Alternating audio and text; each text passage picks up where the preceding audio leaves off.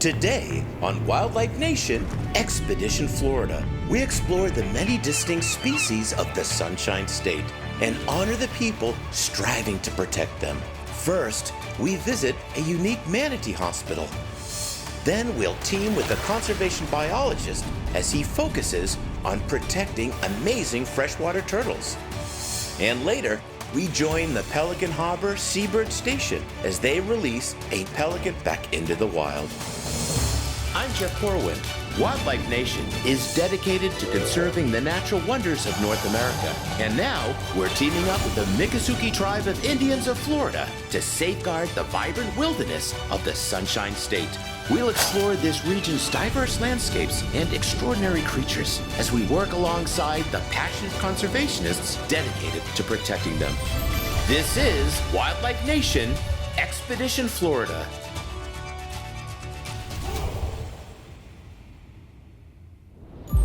Florida, a land of natural beauty and biodiversity, is home to a dedicated community of wildlife protectors. These unsung heroes work tirelessly to conserve the state's natural heritage, safeguarding it for future generations. In the heart of the Everglades, the Miccosukee School stands as a testament to this mission, shaping the next wave of conservation guardians. Within this vibrant community, students master not only academic essentials, but also learn to become stewards of an enduring legacy.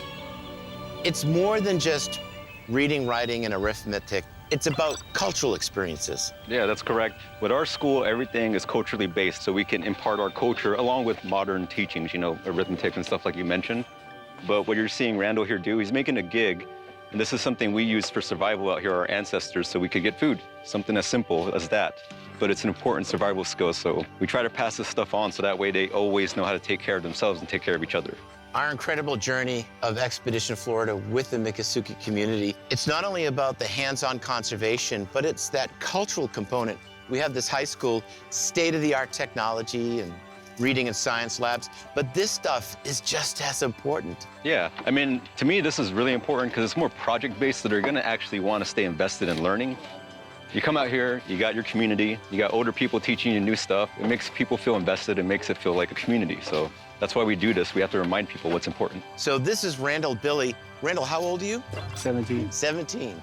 So you'll be graduating in what, about a year? Yeah. So right now, he's constructing this pole. Now, at first glance, I would have thought this would be for like a cheeky hut, but it's not. Yeah, it's for gigging. It's gigging. Explain that. Gigging, we use this so we could get the garfish in the water.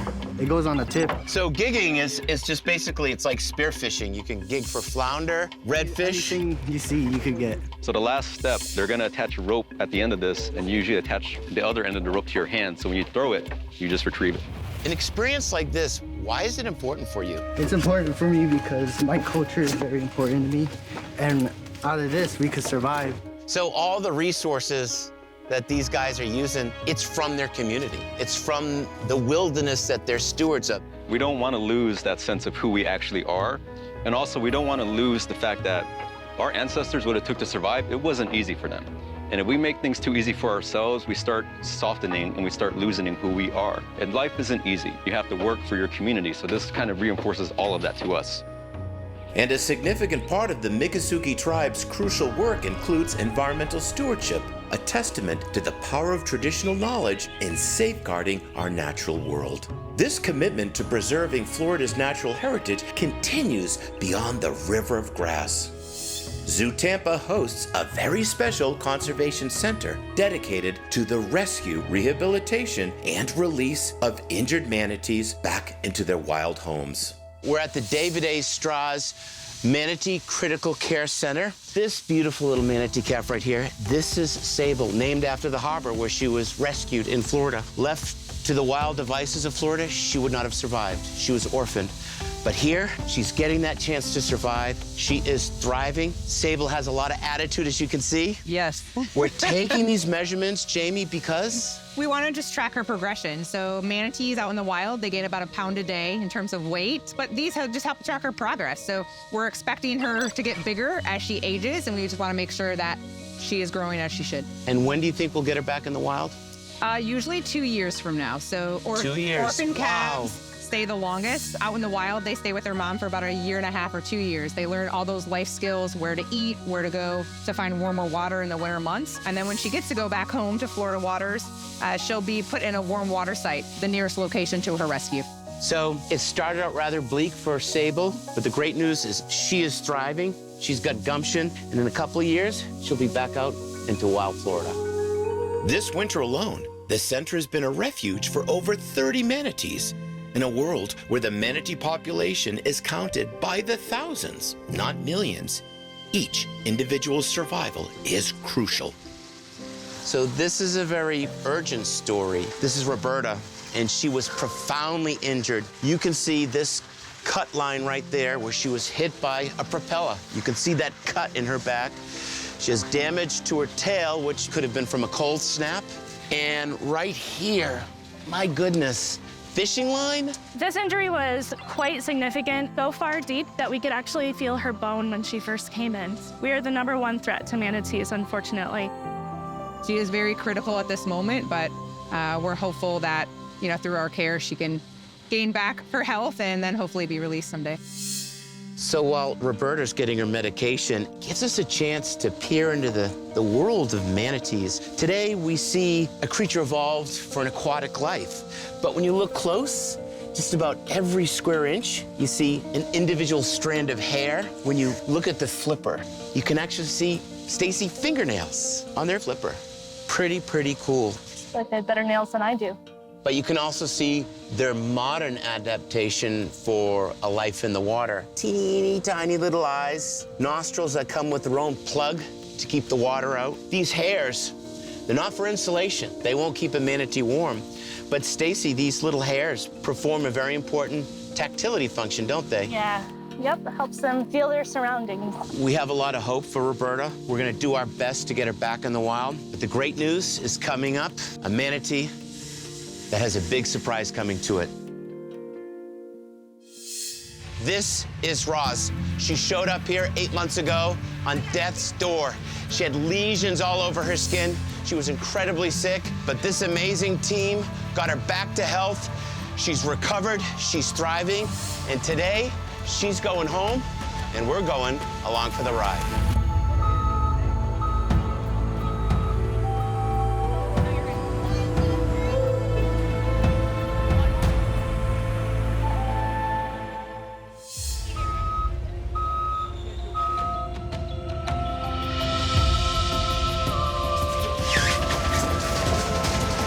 One, two, three. Okay, my friends, this is the moment that we've waited for. Our journey began in the river of grass with the Miccosukee tribe of Indians of Florida. It brings us full circle here on the waters, close to one of my favorite places, Homosassa Spring. All right, let's do it. Let's do it.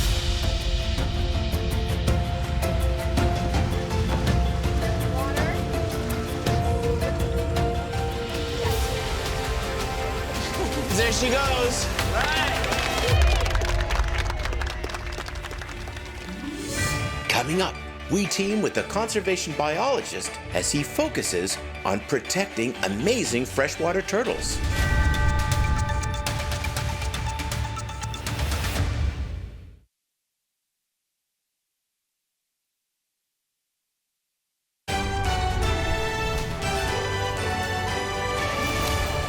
We're celebrating conservation heroes throughout Florida. My journey has brought me to these crystal clear spring waters, a sanctuary for some of the most fascinating creatures on our planet. Bill, you ready to do this? I'm ready. Awesome. Guys, I'm so excited about our next Expedition Florida adventure because it's brought us to one of my favorite places on Earth.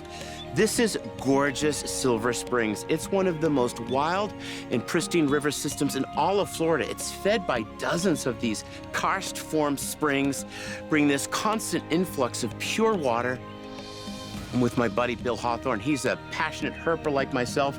Snakes and lizards and frogs and turtles. He works with the Florida Springs Institute. Your passion is reptiles, but here, our mission today, turtles. Turtle surveys, yep. So we're gonna head out here to the Silver Springs Head Spring and try to catch all the turtles we can. We have 7 different species here, and we'll see how many we can get.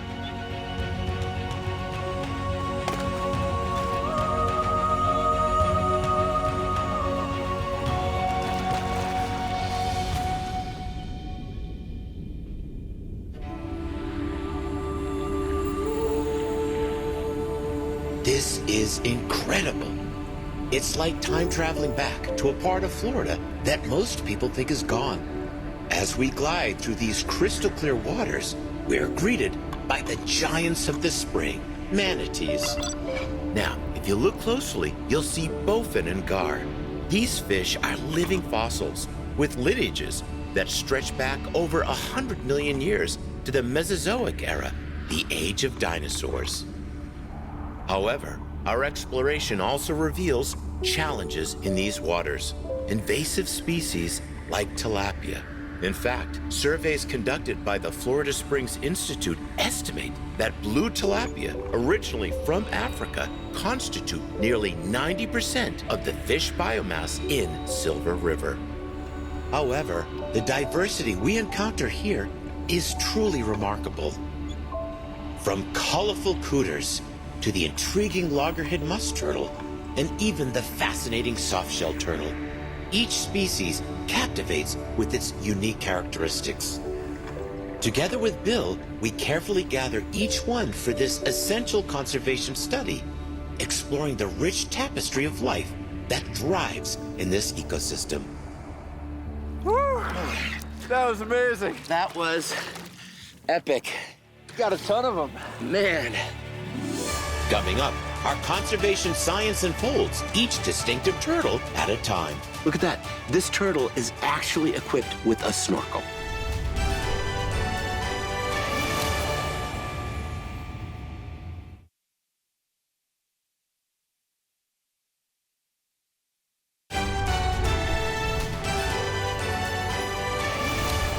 We're honoring conservation heroes in Florida after an exhilarating snorkel where we collected distinctive species of turtles. Our crucial conservation study continues.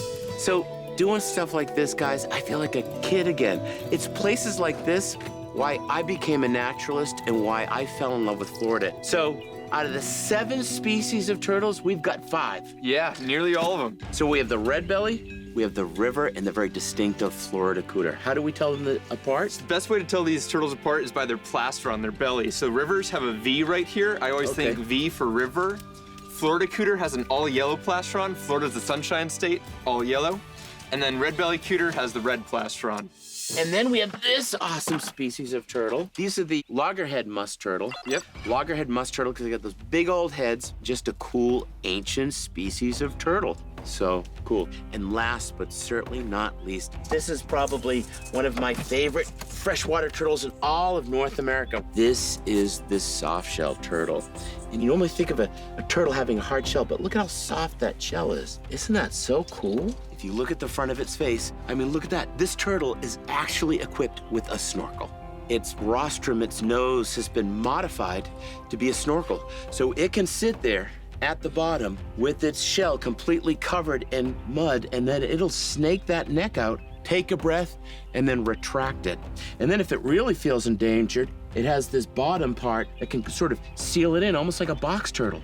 And the only time these soft-shelled turtles spend much time on land is either when they're hatching out of an egg or when a female is laying those eggs. This is the 2nd largest freshwater turtle in North America.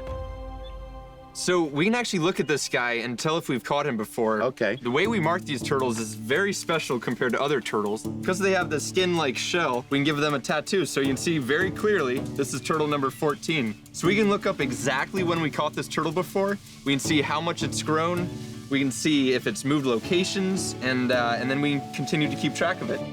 Bill and I began taking the biometric measurements crucial to this conservation study. It's a meticulous process, especially given the flexibility of these turtles, which adds an extra layer of challenge. Besides their tattoo, each turtle is equipped with a unique pit tag. This helps to track their movement and growth over time. What's also pretty interesting is this is a completely unique study of turtles in this unique ecosystem, but the measurements they do are universal. So we have this matrix of data that we can weave around to know what that information is exclusively to a species, but universally shared. A lot of these spring systems face different threats, and so we can compare the turtles between springs to see how these threats are affecting them. We finish up by recording their weight and noting some final details. One of my favorite species of turtle, tells a powerful story. More importantly, it's a connection for us to this amazing ecosystem and the incredible species that make Florida and Silver River such a magical place. Thank you so much. This was awesome. Thank you, Jeff. All right. This has been incredible. This guy.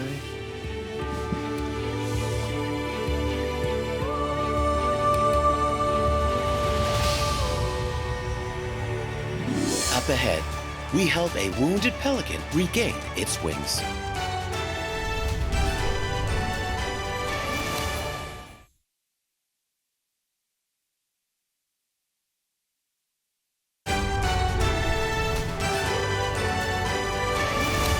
We have ventured on an inspiring journey highlighting the efforts of conservationists throughout Florida.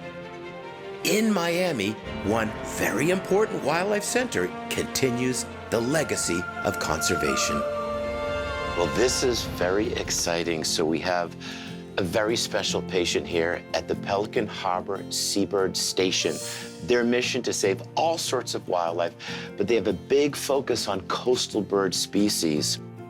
Dr. Schneider, even big complex critters like pelicans are impacted by these conservation challenges. Absolutely. I mean, our pelican are fish eaters, and they're out there diving and surviving on the fish, and the fish are impacted by the water and the algae and everything that they're finding, so it's all interconnected. And we have this beautiful pelican, so let's see what's going on. We look at them as sort of comical, clowny, clumsy creature, but they are acrobats in the sky and in the water. First of all, they've got exquisite vision. So they use those amazing eyes to peer through the glare of the water, see a small school of pilchards, and then at breakneck speed, they dive down, crash through the water. But what's most amazing about a pelican is its beak. This pouch is incredibly elastic, so when he reaches down and he gulps, it functions almost like a fishing net, and it can hold a couple of gallons of water. What's the backstory of this pelican? A Good Samaritan found him limping, and he came to us to be examined and figure out why he was limping and why they were able to catch him to get him here. Awesome, so what do we need to do? Well, we're gonna do a full exam Okay. from bill to toe. We begin with the eyes, the bill, the mouth, and the gorgeous wings. So we're feeling to make sure there's no lumps, bumps, swelling. Then the body condition. We can feel that right there, the pectoral muscles, right? Yep. We can feel that if it feels nice and plump. Followed with the leg and the feet. Some of our pelicans migrate from up north and even have old frostbite injuries. Really? Yep. And if you look right here, Right. you can see that this is swollen and there's some scabbing here. Right. So this is probably why our bird was limping. What do you think caused this injury? Most of our birds come in with old hook and line injuries. So maybe he had a hook and somebody pulled it out and then it left either infection or scar tissue inside. Pelicans, hooks, a big problem. Some animals, they say, just cut the line, let it go. Not with pelicans, because that animal will die with a hook inside it. And we always say, you know, reel it in and get it to us. Do not cut the line. Since discarded fishing line and hooks are such a huge risk to pelicans, we give the bird an x-ray to confirm he hasn't ingested any hooks. And next in our battery of tests, we take a blood sample. So there we go. We have our results. What does it say? Well, it basically tells us that everything is in normal range. So liver, kidney function good, electrolytes and proteins are all normal. Thankfully, our pelican is looking well in the mend. So we perform a minor laser treatment on its foot to help the healing process. Really, the salt water is going to help that tremendously, but this will give him a little bonus treatment before he goes. All right, let's get that federal band on. All right. A little bling for this pelican. Yes. So if anyone is able to read that in the wild, they can report it, and they'll ping us to know where this pelican's been, if he's hanging out in Florida or not, and he has that for the rest of his life. Awesome. It's on just right, not too loose, not too tight. And this bird is ready to go.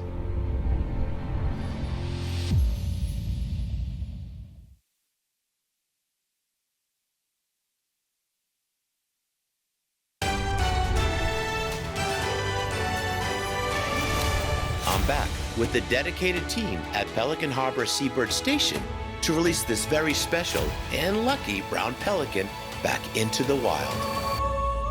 We know that this animal was in serious trouble, but now this amazing bird is ready to go home. Come on, buddy. For me, this reminds us that despite all the challenges that wild Florida faces, the loss of habitat, water quality issues, invasive species, there is hope. And when we try, from the land of the Miccosukee to the beautiful coast of Miami, we can restore not just the wildlife, but ourselves. Do you guys want a Kleenex? Because usually, okay. All right. Say goodbye to our Pelican.